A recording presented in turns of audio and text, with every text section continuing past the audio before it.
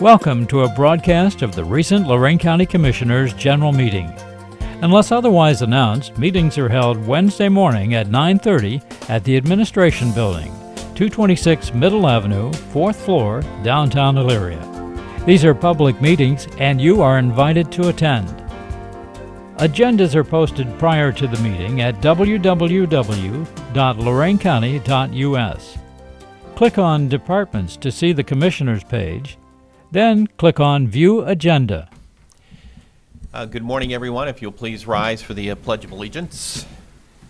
I pledge allegiance to the flag of the United States of America and to the republic for which it stands, one nation, under God, indivisible, with liberty and justice for all.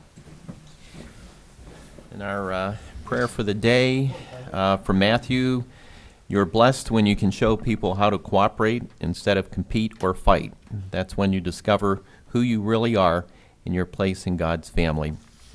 Well, welcome back to the new year, and hope your holidays went well. And Madam Clerk, we've got some business to attend to today, huh?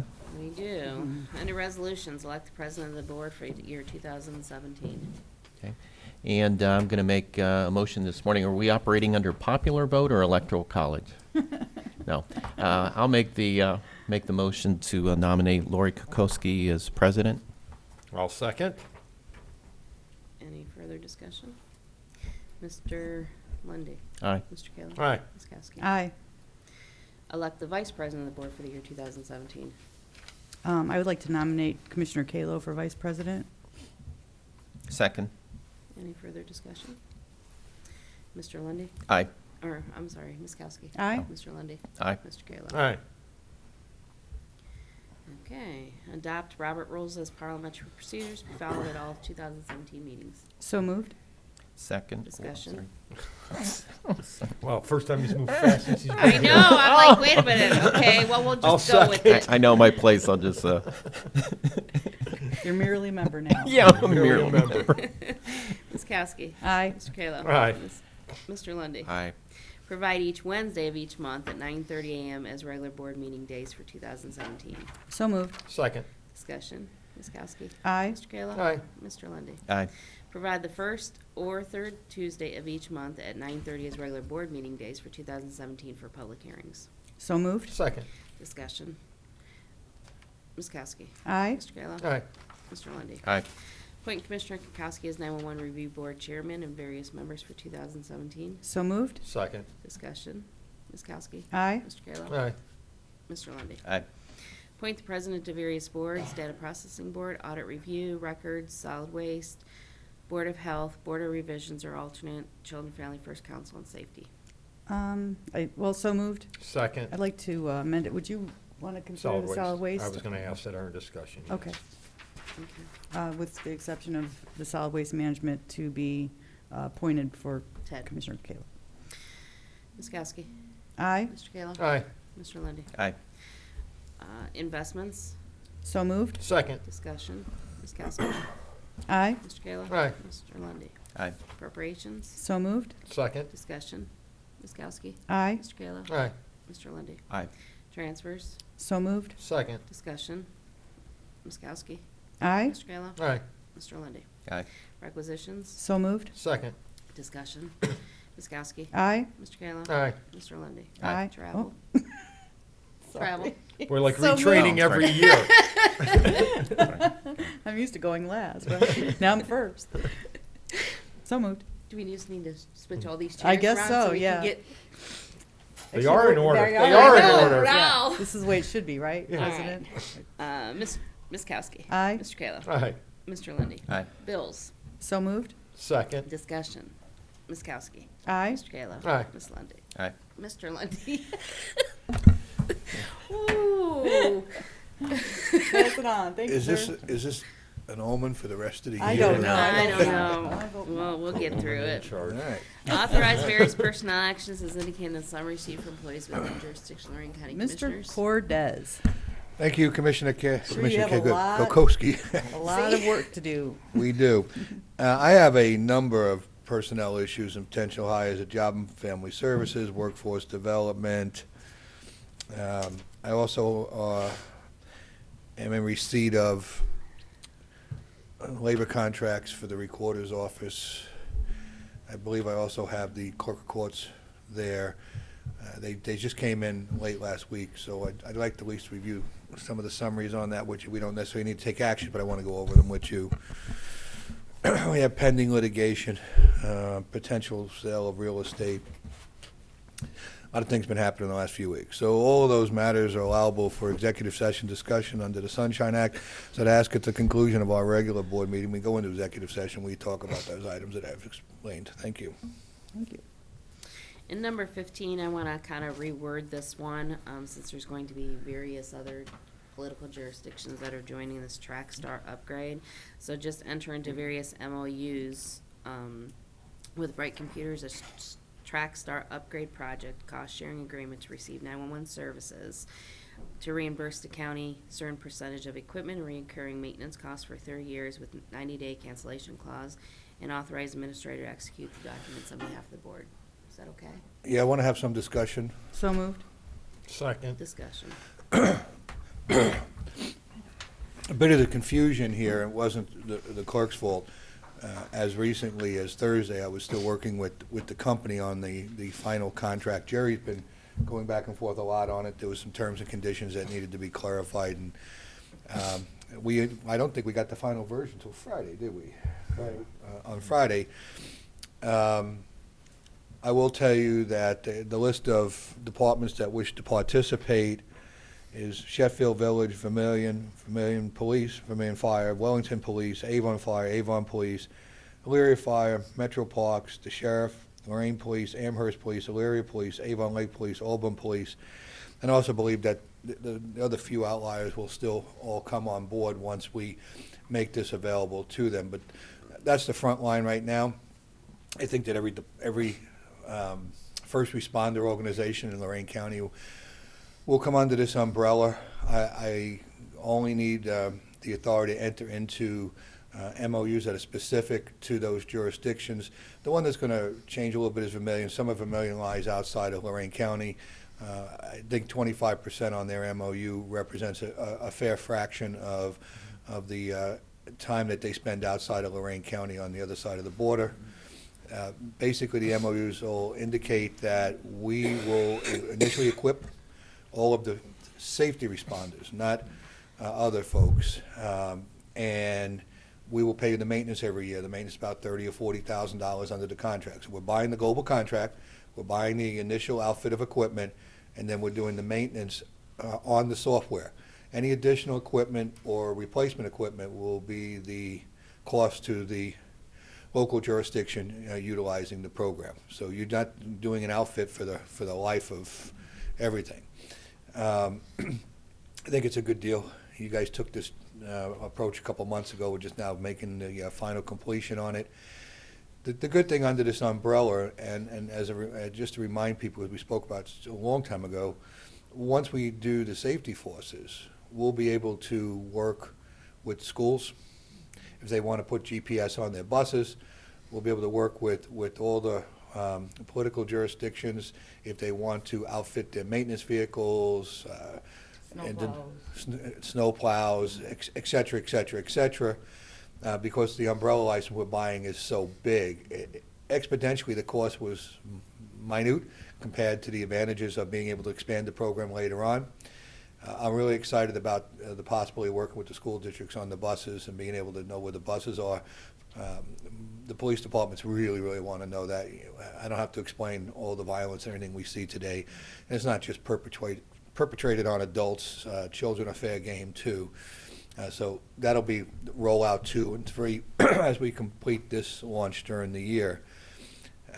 It's going to be a really good program, and it's going to tighten up our community and provide for better safety of all the individuals. Also, before somebody hears this and gets a little off tangent, each jurisdiction will be able to control their own access to their own data, and there'll be firewalls in between. They'll decide what they want to share. Amherst sharing with Lorain, Elyria with North Ridgeville, because there's a lot of overlapping. There's a lot of mutual aid going on. Knowing where a resource is, especially with the Sheriff's Department, they're around the community a lot.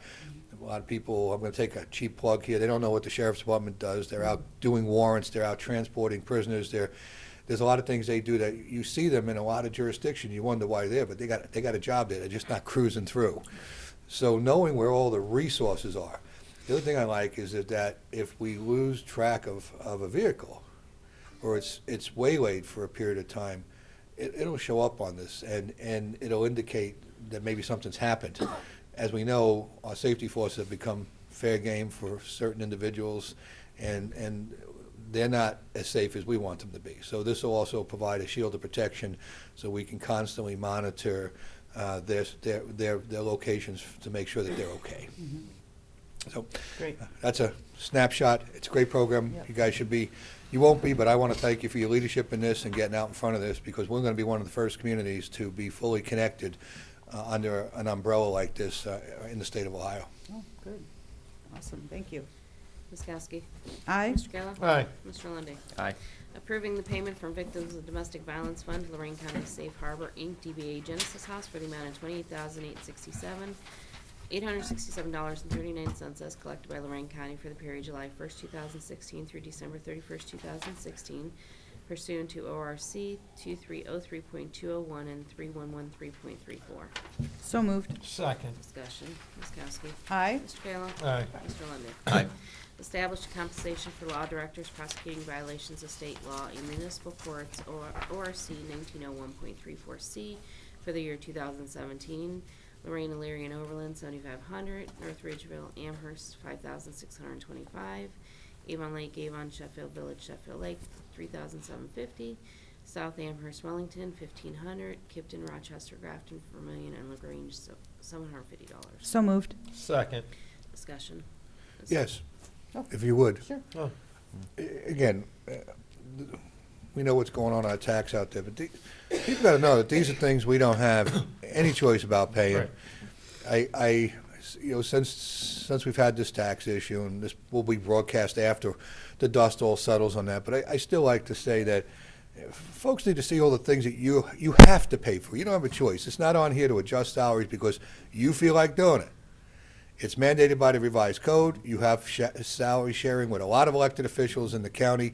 You're told to make those payments. And by the way, you don't get to set the bailiffs' pay, their benefits.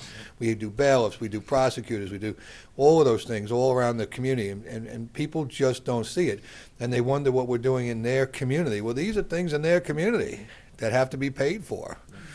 Just wanted to take a plug on that. Ms. Kowski. Aye. Mr. Kayla. Aye. Mr. Lundy. Aye. Adjust salaries for various municipal courts effective January 1st, 2017, reflecting county's 2/5 share.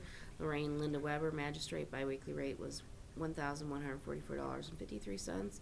Overland, William Gindra, bailiff, biweekly rate is $675.41. And Overland, Standard Cohart, clerk courts, biweekly rate is $1,023.38. So moved. Second. Discussion. Ms. Kowski. Aye. Mr. Kayla. Aye. Mr. Lundy. Aye. Community development, continue methods for controlling the introduction of pollutants in the MS4 in order to comply with requirements of National Pollutant Discharge Elimination System permit processes required by Ohio EPA. So moved. Second. Discussion. Ms. Kowski. Aye. Mr. Kayla. Aye. Mr. Lundy. Aye.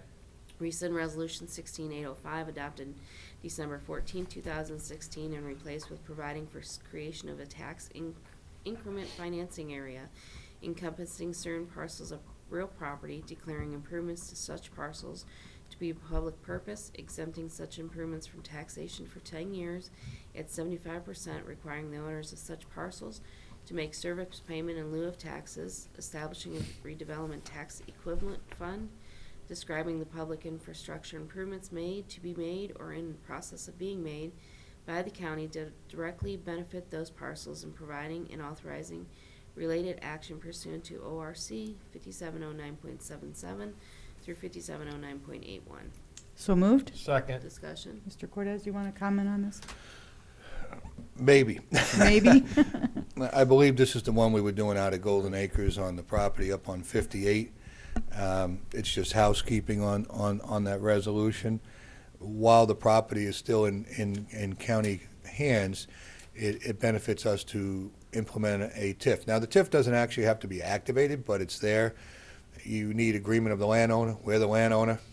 I think the While it hasn't sold, we've had a couple good nibbles, but for various reasons, we haven't been able to complete the purchase. And so while I say that, let's clarify, we've had a problem with ODOT making a cut into the property off of 58. Most of the people that want to develop up there, they want an in and out off of 58. So hopefully we'll see some movement on a design up there.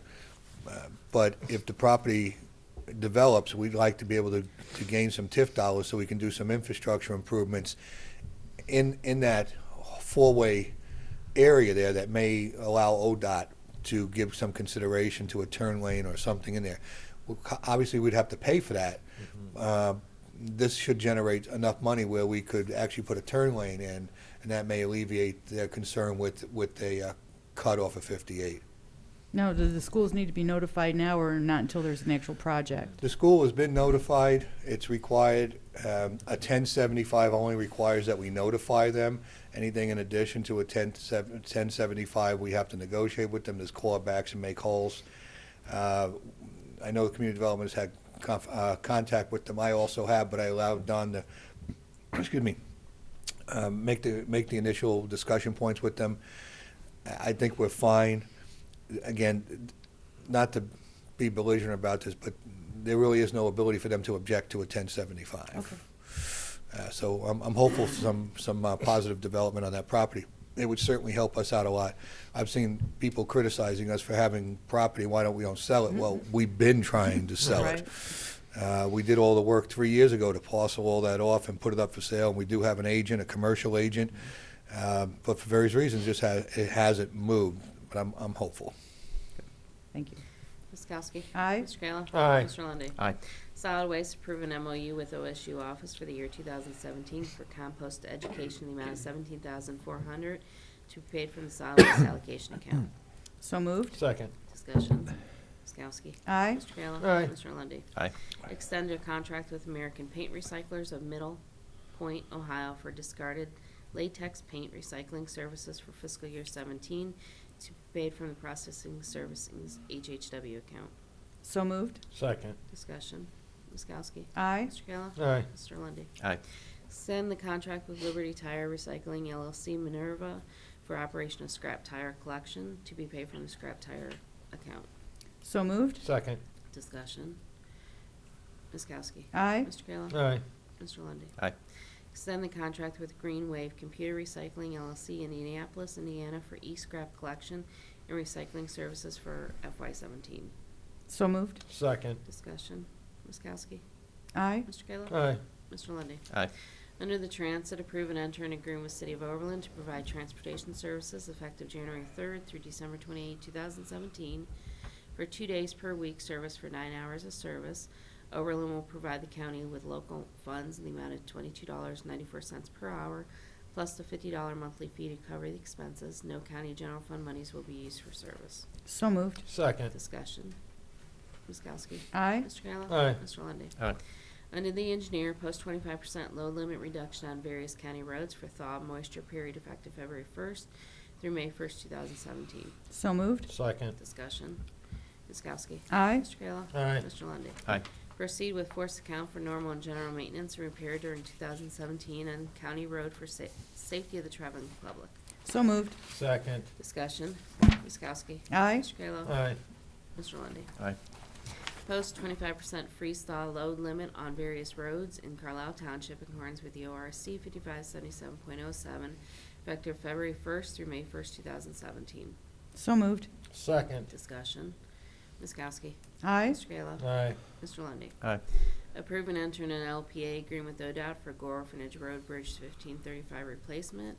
Authorize engineer to execute on behalf of the Board of Prosecutors' approval as to form. So moved. Second. Discussion. Ms. Kowski. Aye. Mr. Kayla. Aye. Mr. Lundey. Aye.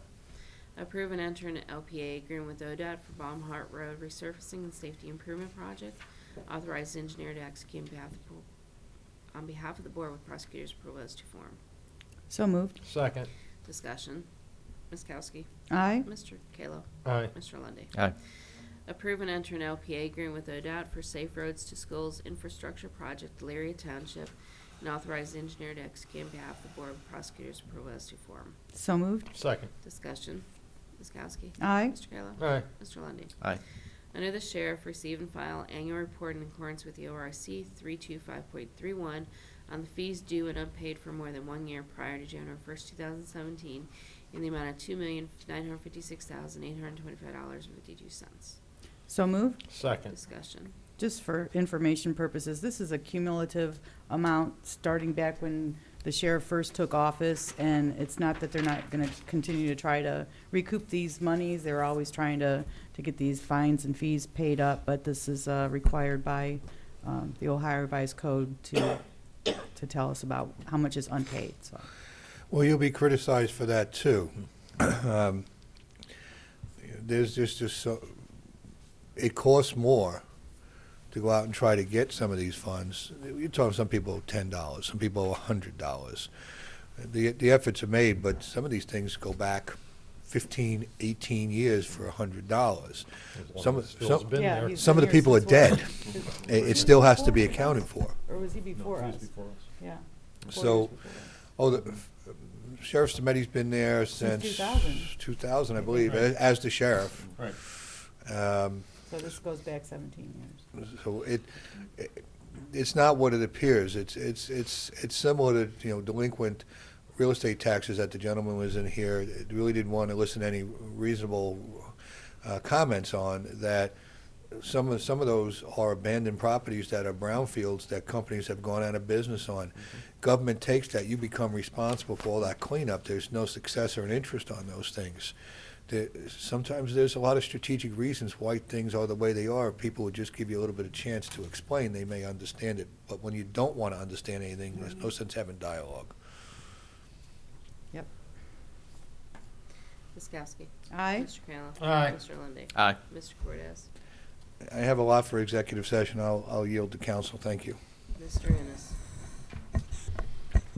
Since Brad missed our controversial election for president, he won't understand this, but our office is launching an investigation to see if Mr. Putin interfered with Lorain's Your election. election. So, Well, we had a seamless transfer of power here. I do have 2 matters of pending litigation for executive session. I don't really have much of a report.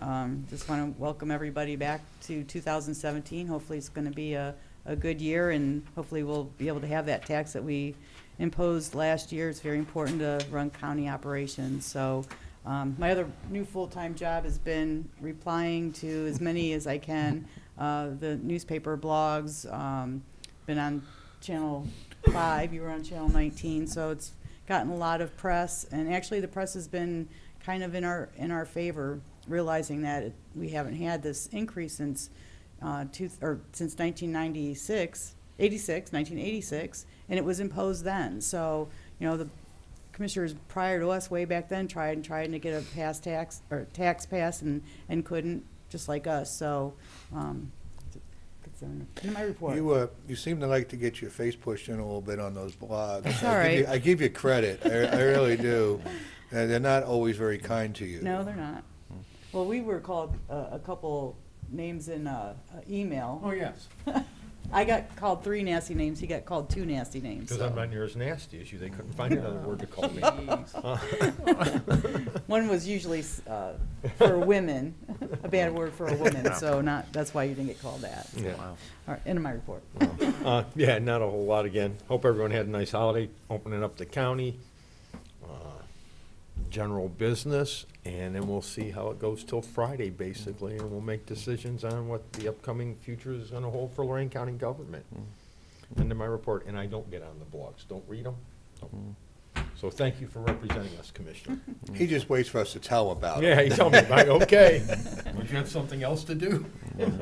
No, I would like to thank you, Lori. I know that you've been very engaged with those blogs, and I think it's important for people to be informed so they can make an informed decision. I think you've done an excellent job of doing that, keeping people informed. And I know just in being the rookie here, the newcomer, I've learned quickly in the first 2 years that folks really need more information to understand exactly what we do. They hear Lorain County in the name and they think automatically we're in charge of it. Something goes wrong in the county, it's our responsibility. And so there's a lot of education that needs to continue. I used to say the same thing when I was in the legislature. I would get the write your congressman letters all the time. And people just are on the go, lots of things on their mind. And so it's hard to stop, hit the brakes, take the time to actually filter through just how the jobs work and what the responsibilities are. But I want to thank you for trying to educate the public about what all we do and what our responsibilities are, and the reality of our finances as well too. Just want to thank everybody that works for us here at the county. We have a amazing group of dedicated people, and really enjoy working with my colleagues and our leadership team here in the administration. And I thought we did a lot of good things in 2016. Looking forward to doing many more good things in 2017. Very concerned. I was reading a Columbus Dispatch article, I believe it was in Sunday's Dispatch, about the impact of the cuts that are anticipated by the governor in Columbus, and certainly very concerned about additional cuts coming to our local government funds. Was at a meeting on Saturday, the 17th Annual Speak Up and Speak Out Community Forum by the Lorain County section of the National Council of Negro Women and the Lorain NAACP, the Lorain Negro Business and Professional Women's Club. And the big topic there was concern about the resources and having the resources needed to get the job done. I know Mayor Rittenauer spent a lengthy amount of time indicating about the impact of the cuts in local government funds to the city of Lorain, and we just see it all across the board. Latest reports, $1 billion has been lost across the state of Ohio to local governments as a result of cuts that Columbus have made. It's your money. It goes to Columbus. It's not coming back, and you need to demand that it comes back, but we're very concerned about additional cuts that could be coming our way. So also had the opportunity to meet recently with Charlie Neff, the outgoing director of the Lorain County Mental Health Board, and then Kathleen Kern, the incoming director. Had a very good conversation with them. A lot of mental health concerns, also talking about the whole addiction issue throughout the county. As we saw, we sadly ended the year on a very sad note of a high number of overdoses, and hopefully we'll be able to make some inroads this year, and hopefully it won't be as bad, but the resources are definitely needed there to address the issue.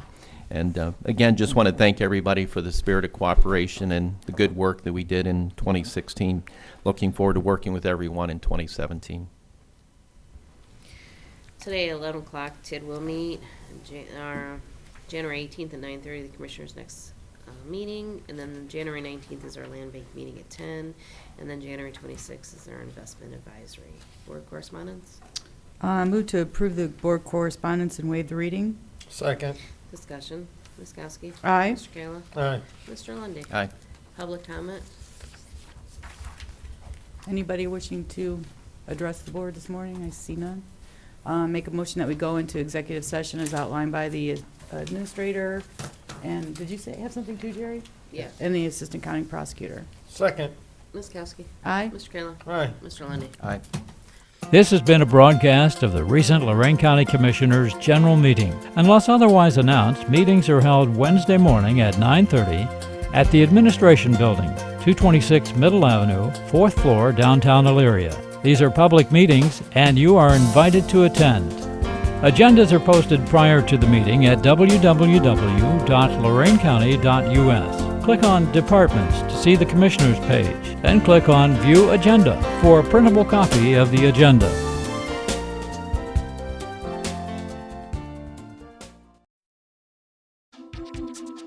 We load up an 18-foot trailer, rugs, cables, audio-video equipment, sound systems, all the lighting.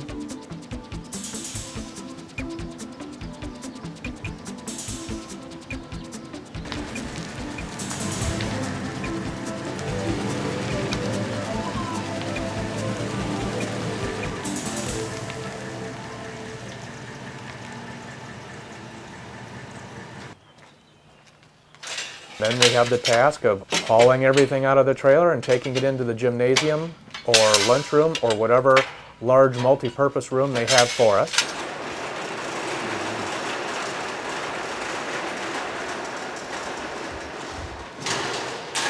We're generally there for the whole day. If we're going to be back at the school the next day, we can leave our equipment still set up. If we're going to be at a different school the next day, then we have the job of removing it from the multi-purpose room and taking it back to the trailer, loading up the trailer, and locking it up and calling it quits for the day. It started in January 2007 with CERTS, which is Safe Routes to School. And Ken had an idea to develop the Safety Star program. It has escalated to the point where, as of this year's date, we have seen 60,000 students in Lorain County. County Engineer's Office is quite proud to announce that the Safe Routes to School program has been initiated throughout Lorain County. We're very excited about this. To help these children from grades K to 4, teaching them to walk the streets safely is very important to us. We've seen statistics that quite frankly shock us. Many times we read and see stories of pedestrians being hit by automobiles in Lorain County, and it just tears my heart to see these children from K to 4 part of that. This program is to stop that, to help diminish those type of situations and educate these children on crossing the street safely. And we're quite happy to announce. We bring safety to the school. We're self-contained. We have all the mock simulations of scenarios such as busy intersections. We have all the roads, movie screens, our audio-video system, streets, sidewalks, grass, working traffic signals, working railroad signals, and we bring that all to the school so the student does not have to leave. To make sure that all the lights, bulbs are working.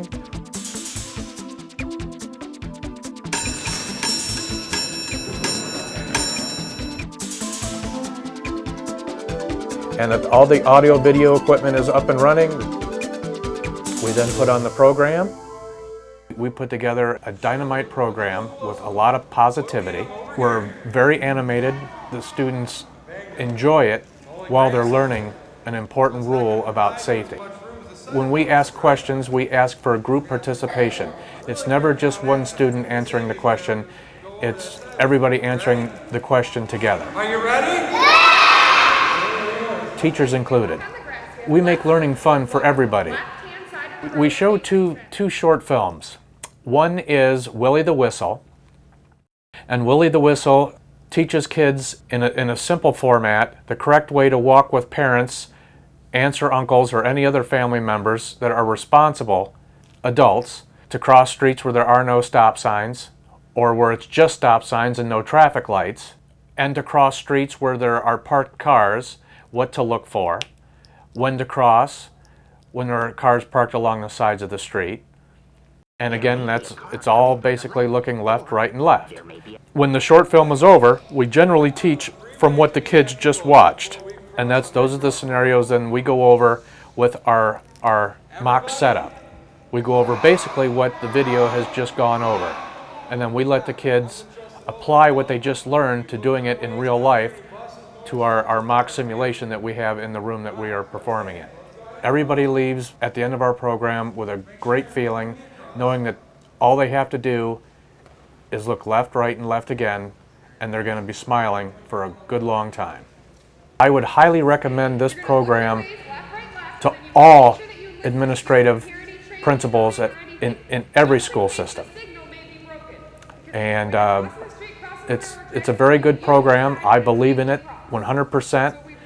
I've had students see me at the mall or see me at a carnival or a festival and come up and say, "I remember you. You're the safety guy. You're Mr. Neal." And the first question I ask them, what are the 3 ways you look before you cross the street? This could be the year after we saw them, and they always say left, right, and left again, and they say it with a smile. So I know our program works. Because you did a good job today. At the end of the day, you're going to get to go home with the yellow Safety Star bag. Okay? The fun part. The students get to take home their surprise at the end of the day, which is the yellow Safety Star bag. And inside that bag are some neat things about pedestrian safety. We have the pedestrian safety flashcards. They also will get the Safety Star Certificate of Participation, which has their school name on it and the date. And we like to let the kids know that that's something that they can take home and hang on their refrigerator, they can hang on their bedroom door, or they can have their parents put it in a scrapbook for them. Their parents will receive some information such as the top 10 safety tips for adults, because even as adults we need to refresh our memories on safety. They, as students, will receive the top 10 Safety Star tips for students. They will also receive a Safety Star maze for those that are a little bit more adventurous and like a challenge. We also offer a safety coloring sheet. And there are some other things in the bag, but the things the kids like the most is the Safety Star pencil. And that's a pencil that changes colors when you touch it. And with that pencil comes the Safety Star eraser, which is a yellow eraser shaped like a star, and it says Safety Star on it. We need 40-foot by 40-foot area, electrical accessibility, and a way to turn off and on the main lights of the room for our movies that we show. The smallest class we've done is 15 students. The largest class is 60. So usually the classes range from 23 to 25 students per class. There are occasions where the school has to schedule 2 classes at a time. We're very flexible. We do have the ability to fit into smaller rooms, so we pretty much will accommodate to what they can offer. I would highly recommend this program to all principals in every school system. At the end of the day, I feel very, very good. I'm excited that I know that kids are going to practice what they've learned, and I can go home and sleep good at night knowing that those children are going to get to school safely, they're going to get home safely, they're going to be smiling, and their parents are going to be smiling because everybody is safe.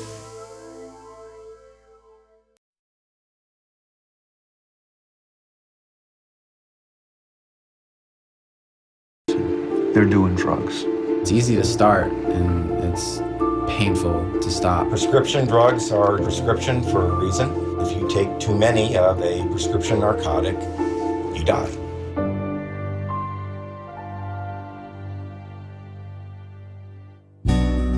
Chelsea was very well liked by her friends and by her teachers. Ronnie was going down to Tennessee State to be the next player to come out of Tennessee State. Joey was extremely popular, just surrounded by friends. Mark was an athletic, fit-looking kid. Aaron enjoyed talking and debating with any and all people. The prescription pain pill problem is a huge epidemic. This is an epidemic. This is an epidemic that is infiltrated our young people. We never had a conversation with Joey about prescription drugs because we truly had no idea that there was any kind of recreational use going on. How many of you guys know it's not used by anyone? The first time I started doing painkillers was when I was 17.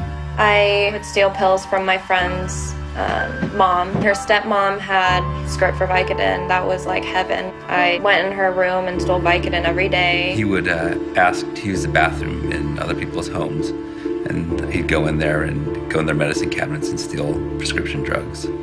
These medications are available everywhere in every socioeconomic environment. Ronnie was the starting halfback, one of our best players. He got several scholarship offers. Ronnie was very popular in the neighborhood. Ronnie was a neat freak, clean freak, always had his hair braided. When he got into the pill use, his mood changed. He changed, like, was that Dr. Jekyll, Mr. Hyde? Ronnie's appearance really deteriorated, and it was really unlike him. I said, "Are you doing drugs?" And my son looked at me with these eyes of, "How could you even think of that, Mom?" I was walking up to football practice. My coach was walking towards me. He just had this crazy look on his face. He goes, "You think they might have found your brother?" And I was like, to me, I was like goofing. I was like, I didn't know he went missing. So I was like making her like goofing off. And he was like, "No, Justin, seriously, they might have found his body." And I was like, "Wait a minute." I was like, "Whoa, what?" He's like, "Yeah, they They discovered a body in an apartment in Telford. I never thought my son would take prescription drugs without a prescription. Parents often trip themselves up by asking a simple question, are you using drugs? No. One has to be able to say, I'm seeing some signs here that concern me. He was a little bit more argumentative. We thought that was maybe hormones. The person has what we call pinpoint pupils. Literally, the pupils look like a pinpoint. She slept odd hours. We didn't know why he was sleeping so late. If I wasn't able to get high, then I didn't want to get out of bed because, the physical withdrawals. We were missing tinfoil from the kitchen, missing spoons. We'd find the pens that were cut in half. Straws. There were a lot of charges coming on the credit cards. We thought that there was somebody stealing money out of our account. That's probably a pretty good clue there's something going on. Joey was pretty upset with his roommates. They were spending all their money on medication. Had I known that the medications that they were taking were so dangerous, I would have told them, you're not even going back to that place. If you feel something's going on, you gotta investigate. I thought it was just a phase. We partied when we were in high school, and it's just sort of a phase you go through as you grow, experience life, and you grow out of it. And I thought he was on that track. Joey had been found and he was unconscious. He had all these medications that he had just received from this doctor. More than likely, he crushed and snorted it. We're just being completely hit blindly by, a situation we had absolutely no understanding of and no notice of. And in the meantime, my husband's in the house. I'm out front in the front of the house, just, wondering what we're dealing with here. And so finally, Joe just came out and said, he's gone.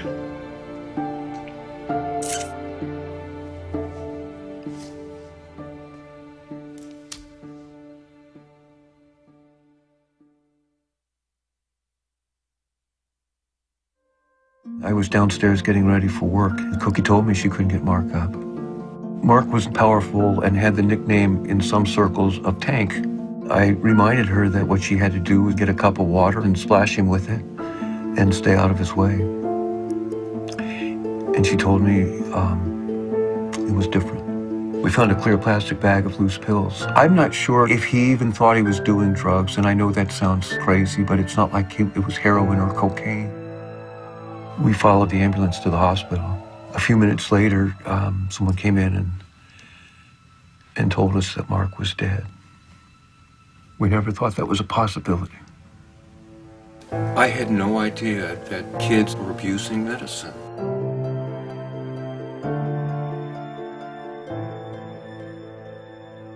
I came home one night, saw the basement light on, and went up to the window, and my son was crushing and snorting the pills. We would find pills in the shoes, in the jackets that are hanging in the closet, in the pockets. I found some pills hidden under his cushion. They were in his socks. I never checked my kid's socks. He took the light switch plate off and put them in there. Look everywhere. Is it an invasion? No. You're doing the right thing as a parent.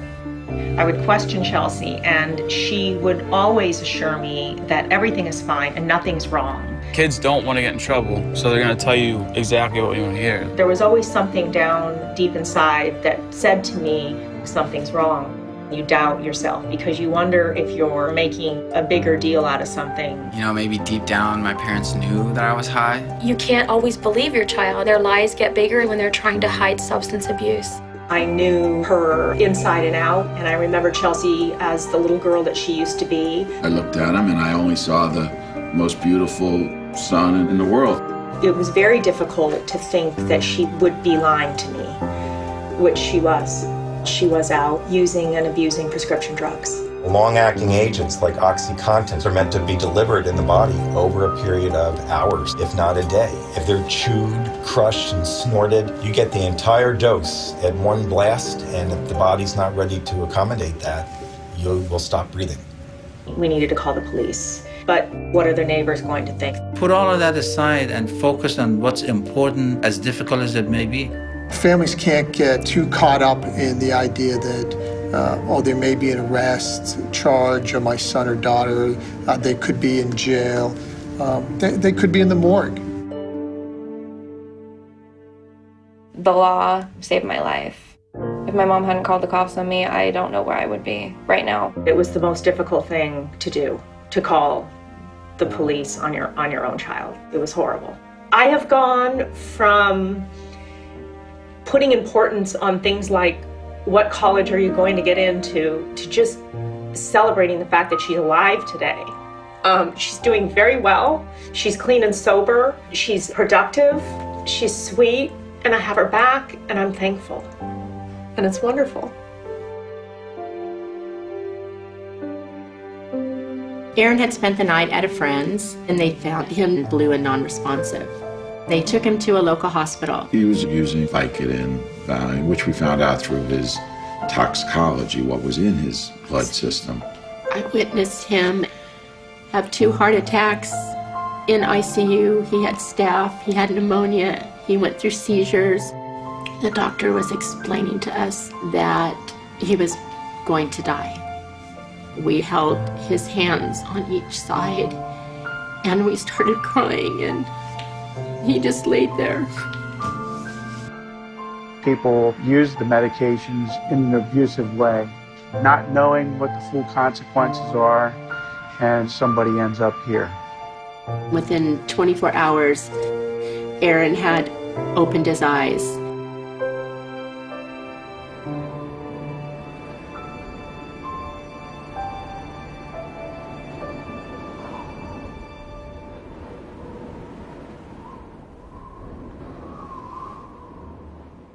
Parents are the first line of defense in terms of prescription drug abuse. You gotta sit your kids down. You just gotta tell them about the severity of the problem. There's a number of steps that you can take. Educate your child and yourself very early. Anybody who feels that this can't happen to my child, it could happen to your kid. Make sure that you don't have excess pills in your home. Keep your medication locked up because you're never going to notice if something's gone. What my mom does is she has these take-home pee tests that I gotta take. No, I want to keep my mom proud of me, and I don't want to let her down. You need to have the conversation with them about drug and substance abuse. And you need to include prescription drugs and guide them so they're able to get through their high school years and into college and through their college years drug-free. Have this conversation before it's too late to have this conversation.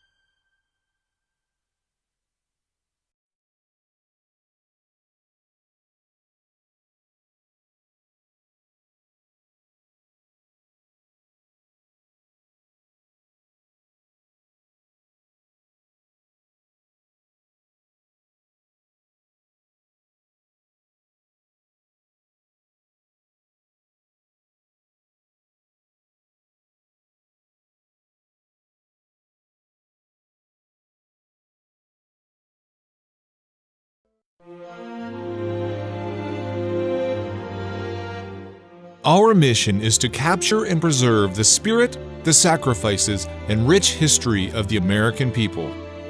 We want to honor those men and women who support and defend our way of life, liberty, and the pursuit of happiness, as well as inspire future generations of Americans to understand how important it is to preserve this concept of freedom that we enjoy every day. I knew that as a young child that I would join the military service and that I would become a United States Marine. I wanted to give back to this country, to serve my country. I wanted to give back all of myself to this country. And being a Marine is one who accepts challenges and adversity, faces them head on, and always knows and says to himself, "I will never give up." We created this memorial to tell America's story from 1775 to present day. We want to captivate the hearts and minds of the American people to never forget the sacrifice that has been made to protect the rights and freedoms we have today.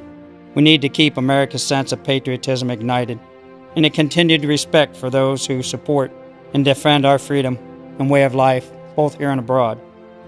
We need to educate our future generations that we are a country of many people, but as Americans we are one. Being American means flying the flag, to know the words to the national anthem and the Pledge of Allegiance, and bursting with pride when you hear those. It means being thankful for all those who have given their lives for this country. Finally, being an American means appreciating its great beauty. As a volunteer nonprofit organization, we pledge our time, talent, and resources to honor the men and women who support and defend this country. My name is Patricia A. Sexton. I am the wife of Sergeant David Mason Sexton, the U.S. Army, who lost his life on March 15, 1971, and his remains have yet to come home to his son and I. During the years after I lost my husband, I felt like I needed to be doing something more for this country and our service. I went and got involved with Rolling Thunder, Chapter 5 out of Ohio. We built a POW MIA traveling wall that depicted the 137 names that were still classified as either prisoners of war or missing in action. Then in 2004, Ron Smith joined, and all the years after that we traveled, talking to military, talking to every family that we possibly could, and realized from what they were saying that we needed possibly to have something else that depicted the spirit of the American people and to honor our military men and women, our police and fire. In January 2014, Ray Simon of Ray Simon Art was contracted to paint the artwork. Ray's work always evokes a strong emotional feeling that pays tribute to the individual or event. He masterfully uses his artistic gift and integrates it with his deep love and reverence for American culture. In 2013, it was just a vision, but as of November 2015, it will be a reality. We encourage and challenge everyone to do whatever they can to honor those brave individuals who support, defend, and preserve our way of life.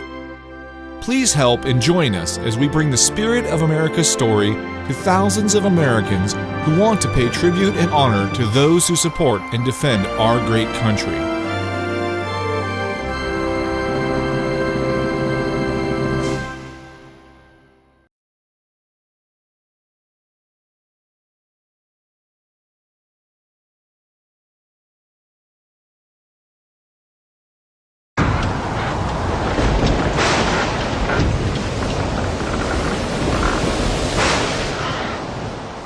Lifesaver 1 to all units. Lifesaver 1 to all units. We have a mission. I say again, we have a mission.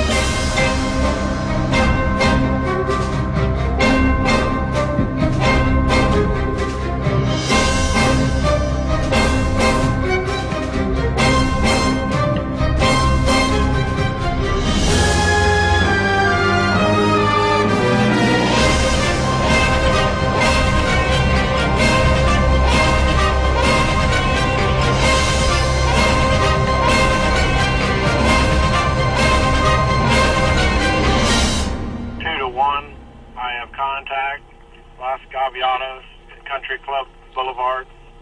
I have participated myself in over 140 Project Lifesaver searches. We've never lost anybody. We've always found them within an average of 30 minutes or less. And that has been repeated across the nation 1,350 times as of today.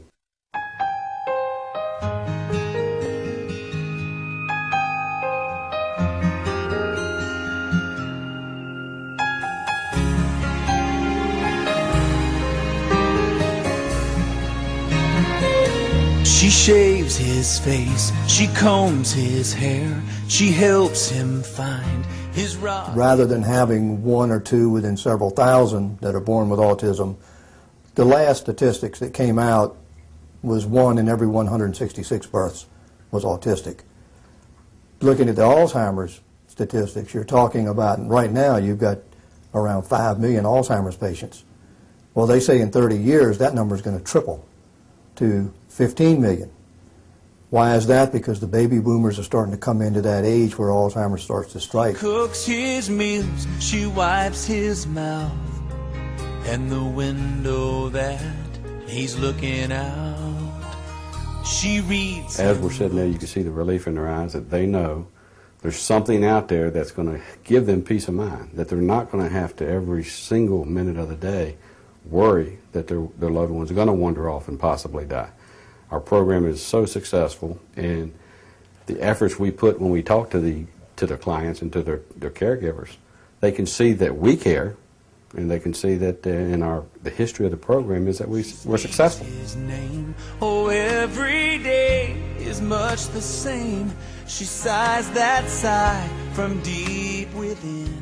If somebody wanders off, a call will come in by our emergency pagers. Every responder has a pager, and when the page goes off, we call the number that's on our pager and find out who's wandered, what the situation is, how long they've been gone, what they were wearing, and then we'll send out another page to all the responders telling them that it's time, we have a mission, we have to respond. Each transmitter has its own particular frequency, so we're tracking that person and not someone else. If that person happens to wander off, the caregiver is given a predetermined number to contact us. We will ask them a couple of questions. One of them is, where did you last see them and how long ago? Because that's going to be the focal point, or where we start our search, at the point last seen. All of our responders will start responding to that area. They will have tuned in the frequency from that transmitter. They'll move into the area. Once they pick up that signal, they'll start triangulating on it until they move right into where the person is, or the signal gets stronger and stronger. They pick them up and bring them back home. So it's not a real complicated system. Therefore, it works well. The vehicles allow us to cover the ground to get there a whole lot quicker. Once we get close into the area and the signal is very strong, we feel like we're right near the person, then we can get out of the vehicle, hook up another antenna, and go to ground, is what we call it. Get out of the vehicle and start searching on ground, and slowly go in and find the individual. If too much time goes by, these receivers only work for about half a mile on the ground. And at that point, if they're deep into the woods or have just wandered off, you don't know where to start and you don't know which direction they went, and you may not pick up that signal on the ground. That's the point that they would call us in. And with the aircraft, we obviously have a several mile range, and we can cover a lot of ground very quickly. A situation in their family, through no fault of their own, have a loved one that has developed the tendency to wander because of dementia, Alzheimer's, or the like. They need to be protected by this program. This is a program that affords the protection that they need. We know that they do everything that they can in their own security measures, but having this program and having this bracelet that they wear can afford them the additional protection that we can bring their loved one home. Would you want somebody there to help them if you couldn't be there? And I think Project Lifesaver accomplishes that. It gives law enforcement a tremendous tool to help protect our elderly and the young that are at risk. They need to be brought home. They deserve to be brought home, and they deserve that dignity.